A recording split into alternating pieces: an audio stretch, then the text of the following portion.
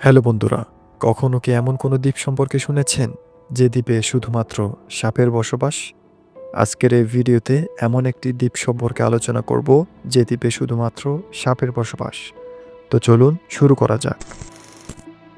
Snake island ব্রাজিলের Sao Paulo উপকূল থেকে প্রায় ৩২ মাইল দূরে অবস্থিত এই দ্বীপটির আয়তন মাত্র ১১০ একর। এই দ্বীপে গোল্ডেন ল্যান্স হেড নামের একটি বিষাক্ত সাপের প্রজাতি পাওয়া যায়। এই সাপগুলো অন্য কোথাও পাওয়া যায় না।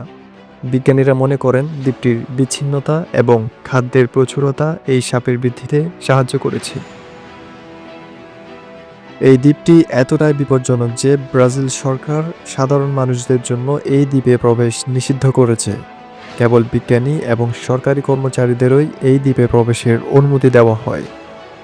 স্নেক আইল্যান্ডে কত প্রজাতির সাপ আছে সেটা এখনও নিশ্চিতভাবে জানা যায়নি, তবে বিভিন্ন সমীক্ষায় দেখা গেছে যে এই দ্বীপে কমপক্ষে ৪১টি প্রজাতির পাখি এবং অসংখ্য সাপ রয়েছে।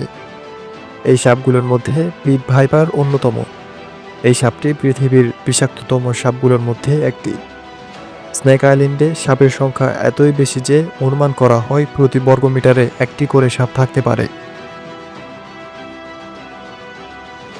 এই দ্বীপটি বিজ্ঞানীদের জন্য একটি খুবই গুরুত্বপূর্ণ গবেষণা ক্ষেত্র। এই দ্বীপে সাপের বাস্তুতন্ত্র এবং বিষাক্ত সাপের বিষের গবেষণা করা হয়। এই গবেষণার মাধ্যমে নতুন ওষুধ আবিষ্কারের সম্ভাবনা রয়েছে।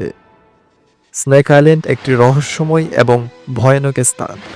এই দ্বীপটি প্রকৃতির এক অদ্ভুত নিদর্শন।